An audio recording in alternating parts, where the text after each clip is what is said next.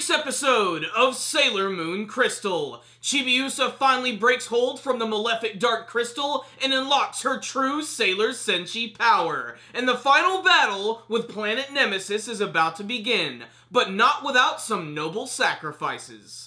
There was a surprising amount of tension and action in this week's episode, which made this seem like one of the more important episodes that I've seen from Sailor Moon Crystal. I'm really interested to see how they're going to wrap up this whole finale when they're getting ready to fight against Planet Nemesis, which now goes by the name of Death Phantom, which actually takes the form of this massive alien-looking skull, which is covered in black energy. It's got the upside-down crescent moon on its forehead, and they're all gonna fight against it Star Fox style. I really can't wait to see what's gonna go down, although I imagine it's probably going to be another big combination of all of their attacks, and of course finally getting to see Chibiusa in action, because in this week's episode, she finally gets to turn into a member of the Sailor Senshi, and unfortunately we don't really get to see what her powers actually involve. But the build-up to that is definitely the best part about this week's episode, and one of the big stars is Sailor Pluto, who sacrifices her life in this week's episode to save the Sailor Senshi and practically the entire universe. She commits the ultimate taboo. She stops time. She uses the power of Zawarudo!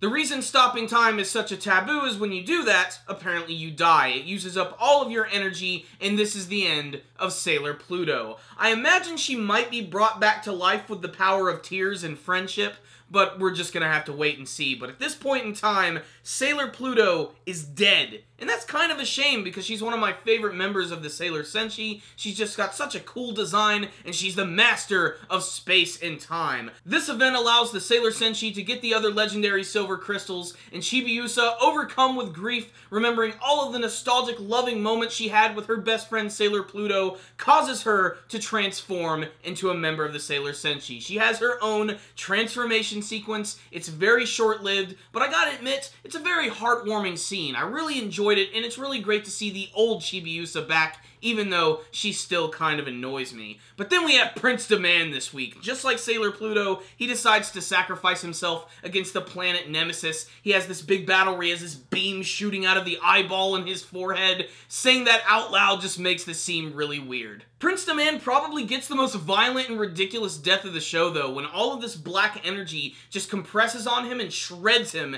into a million pieces. It's pretty freaking disturbing, and that's pretty much just the end of Prince Demand. The Sailor Senshi try their best to destroy Planet Nemesis by literally crossing the streams of their techniques a la Ghostbusters, and it looks like at first they did defeat Wise Man, but he just comes back even more pissed off than ever, and that's when he reveals his true form, which is this big, floating, alien-looking skull, which, you know, I guess that's just the way the big villains in Sailor Moon are. There's just always these big, ethereal, weird creature things. But I will say this, I usually don't like to compare the Sailor Moon Crystal to the original Sailor Moon series, but as I've been watching this, I've been going back and just sort of comparing and contrasting what the differences were, and maybe it's just my imagination, but the Death Phantom skull in the original one looked so much cooler with its weird multicolor and its open skull mouth, which looked a little more human, although apparently this one right here is more accurate to what it looked like in the manga version.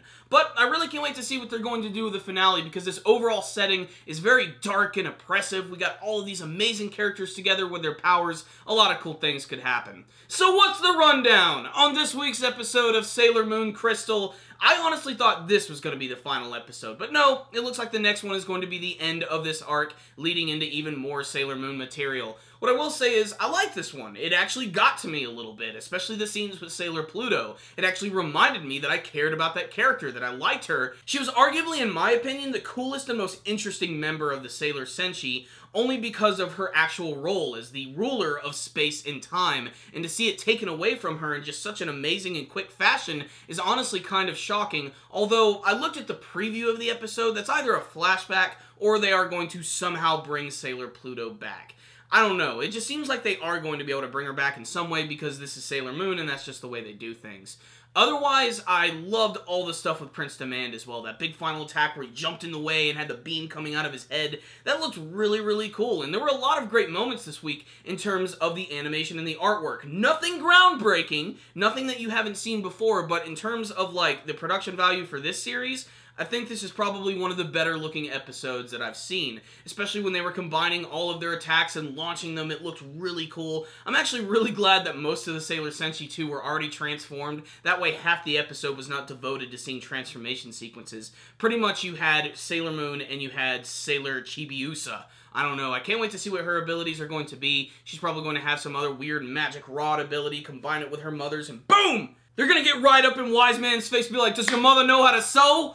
Boom! Get her to sew that! Sorry, I was watching Joe Dirt last night. I also have to admit, the scene where Black Lady finally transforms back into her regular form Chibiusa got to me a little bit. I thought the voice acting was really good. You could actually feel the emotion from the actress. It was some pretty good stuff right there. Honestly, this was one of the more well-produced episodes of the series, and is definitely a reason to check it out. So I would definitely recommend this one to Sailor Moon fans. If you've been following this series, or if you like the original manga, watch this one. You might see something you like. So I'm going to give this week's episode right here a 4 out of 5. I actually kind of enjoyed it, and it went by really fast, and I can't wait to see what they're going to do with the finale when they fight against this weird evil alien skull.